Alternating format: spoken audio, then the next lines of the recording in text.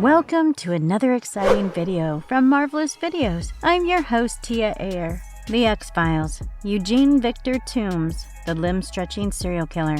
Serial killers have always been a subject of fascination since the birth of cinema, and numerous theories, movies, and TV shows have been made to attempt to dive deep and explore the minds and actions of these monsters in human bodies. The X-Files tried to do the same thing, but with a twist. We know that we humans are limited to our human capacities, which means that human serial killers function the same way we do, with human bodies and minds. Fortunately, fictional serial killers are bound by no such rules, and as we all know, when the rules are broken, the fun begins.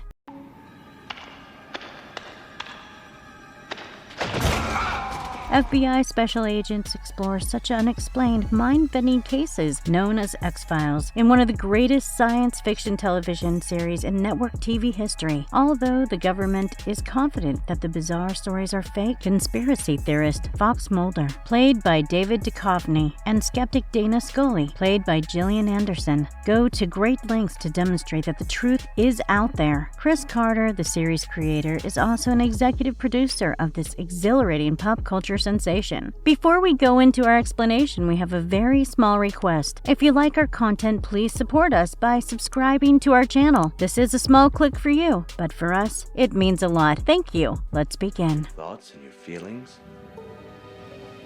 What are you doing, Eugene? Tooms, a limb-lengthening serial killer. The episode begins as Dr. Aaron Monty examines his patient, a man named Eugene Victor Tooms, on the night of his commitment evaluation at Druid Hill Sanatorium in Baltimore, Maryland. He tells him that he has reviewed the testimonies of the physicians who would be witnesses the next day and that the chances of him being released are pretty favorable. Monty had stopped his patient as he was twisting his psyche to stretch through the feeding slot. Ready to open his door, unbeknownst to the doctor, Tooms was Walter Skinner's debut appearance. The scene changes to Dana Scully as she visits her seldom-seen supervisor, Assistant Director Walter Skinner at the FBI headquarters. As a smoking man mysteriously hovers in the shadows, Skinner expects more definitive findings from Scully and textbook methods. Their high conviction rate of 75%, he claims, is the sole thing that keeping the X-Files department going. The persona of the cigarette-smoking man was inspired by author E. Howard Hunt, and William B. Davis drew inspiration from his portrayal from Adolf Hitler and Saddam Hussein. Dr. Pamela Kretsky confirms during the trial that Tooms demonstrated no evidence of psychological impairment. Another analysis believes Tooms' assault on Scully was motivated by misguided rage about being let go from his job and for being wrongly jailed by the FBI. Judge Can denies Special Agent Fox Mulder's mutation hypothesis, despite his evidence providing that Tooms' prints were found at 7 crime locations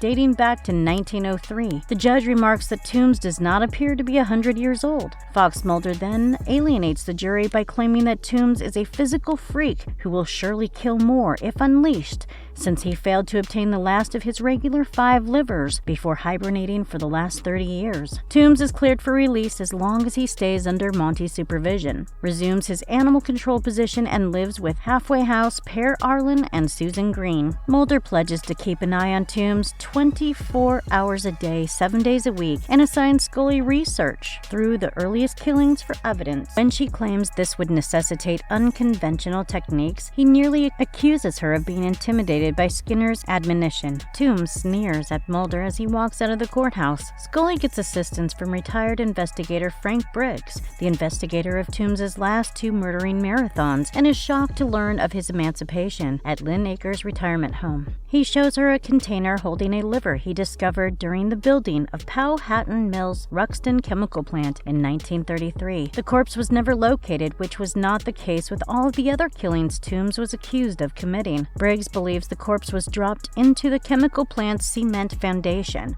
while it was still drying, maybe because anything on it could incriminate Tooms. When traditional means of looking for the foundation proved too sluggish, Briggs relies on an old-fashioned hunch as he directs directs the exhumation crew to a specific location where they unearth human remains. Back on his job at the Baltimore Animal Regulation, Tooms grows hungry, nibbling on dead animals as he collects roadkill up and bags it. He proceeds to go near a lady on the road in plain sight, where he is intercepted by Mulder, who requests assistance in finding his dog in a sarcastic tone. Tooms flees in a fury. That evening, he trails a businessman, but waits in his car while Mulder keeps a close eye on him. Mulder falls asleep for a few hours, and when he wakes up, he discovers Tooms' vehicle vacant and begins searching the area. Not aware Tooms had entered the drains through the sewer grate under his exhaust. After being stopped by the businessman's missus, who believes there is a blockage and using a pipe snake forces him out, and he enters through a closed casement. Mulder, poking around the area, notices wastewater from the gutters on a window ledge and informs the owner that he suspects a trespasser inside. While this causes Tooms to flee, Mulder loses sight of him. A professor examines the bones recovered by Briggs and Scully at the Forensic Anthropology Lab at the Smithsonian Institute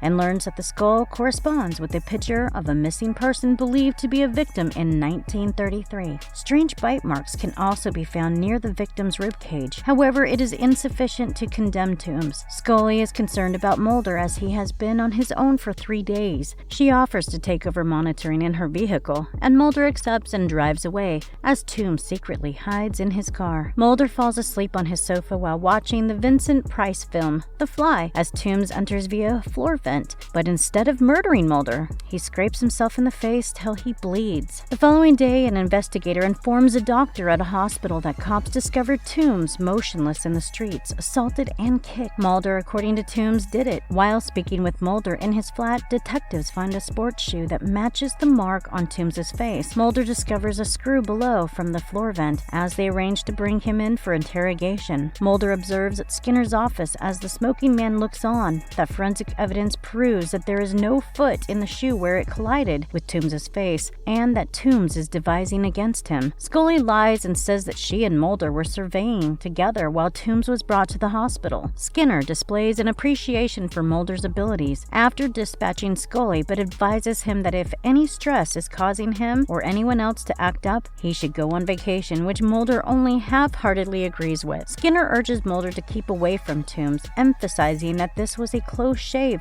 and that if this occurs again, even Mulder's congressional ties will not be able to save his job. This episode is notable for the conversation in the car, called TCOTC, in which fans read the subtext as Scully expressing her love to Mulder. As a result, in the fandom, Ice-T is linked with love. With dental records, the Smithsonian and Scully have conclusively determined that the teeth marks on the human remains are Tooms, and that is all the evidence they require. The Greens are about to leave Tooms' halfway home when Monty goes back to check on him. While Monty is making conversation, Tooms' hunger takes over and he strikes. Scully and Mulder soon arrive and discover the doctor's body. Mulder realizes that Tooms will hibernate as he had now killed his 5th victim. The detectives proceed to 66 Exeter Street, where Tooms' old flat is, but find the building demolished, and City Square, a shopping area built there. Mulder goes into a tight utility channel beneath the bottom of an escalator. He forces his way through a duct into a grotto-like chamber, where he discovers proof of Tooms' nesting habits. A mountain of newspapers bound together by bile. Tooms is nude and animalistic, rips through the newspapers and strikes. Mulder flees with Scully's assistance and turns the escalator on, dragging Tooms into a terrible, shattering demise within the escalator systems. Interestingly, the bile-like fluid that coated Tooms and his nest was yellow piping gel that adhered to the staff members' bodies and pulled out hair when removed. After reading Scully's unconventional report, Skinner asks the smoking man whether he believes it. "Of course I do," he says confidently. Outside, Mulder notices a cocoon on a tree and informs Scully that he believes the X-Files are about to undergo a transformation. Mulder's penultimate scene, in which he states he senses something is going to change, is an ominous foreshadowing of what is to come.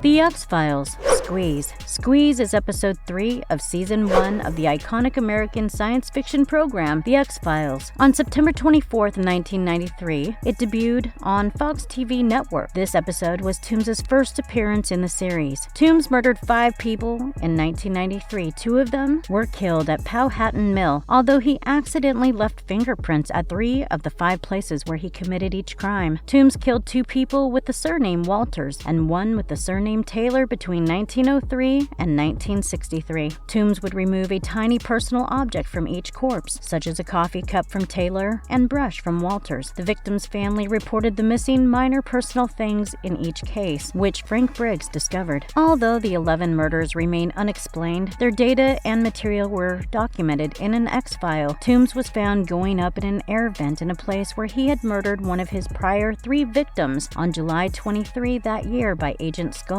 He was thereafter detained and transported to the FBI Bureau, Baltimore, where he was subjected to a polygraph exam. Despite being given questions that may have indicated that the FBI was aware of his unusual age and attendance at Powhatan Mill in 1933, Tooms responded to each one as if he were innocent. His replies did not tip his interviewer to the fact that he was lying. Tooms also attempts to eat Scully's liver by following her to her house and entering through the air vent, but he is stopped in the nick of time by Mulder, who finds Scully's necklace in Tooms' collection of stolen personal items. Tooms was sent to a secure psychiatric facility for his assault on Scully because there was inadequate evidence to link him to any of his past killings. His capture was published in a story headlined "Suspect Caught in Serial Killings" in the Section 2 newspaper. Tooms proceeded to make another nest in his cell using a copy of the article published about him in Section 2, among other shreds of newspaper.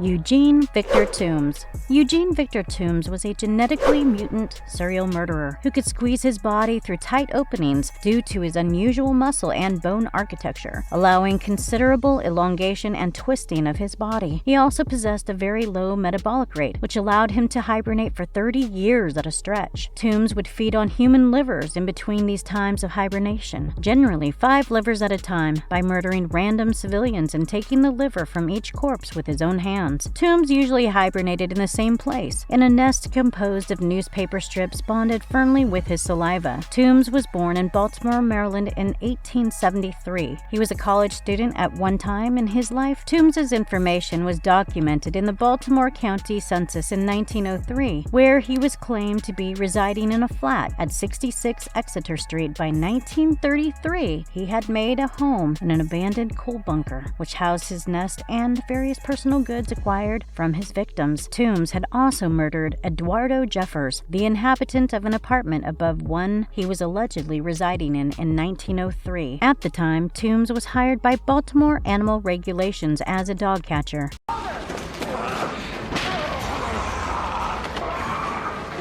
Why should you watch The X-Files? Eugene Victor Tooms. Although conventional wisdom maintains that Squeeze is a classic and Tooms is just a satisfying sequel, most people think Tooms to be equally as fun, if not significantly better than Squeeze. Tooms is an excellent villain, terrifying and compelling, owing mainly to Doug Hutchinson's outstanding performance, as he is used well here, with the mythology behind the character being developed further in the script by James Wong and Glenn Morgan. Furthermore, the screenplay has some funny, original, and very humorous exchanges between Mulder and Scully, and CSM actually says something, which is unusual at this stage in the series. After Mulder and Scully, the episode also introduces A.D. Skinner, portrayed by Mitch Pileggi. Virtually everyone's third favorite character after Mulder and Scully, Tooms, is a fitting successor to Squeeze. It's creepy, humorous, and a wonderful ending. And if you liked our content, don't forget to leave a like and subscribe to us. If you haven't already, have a good one and be safe. Thanks, everyone.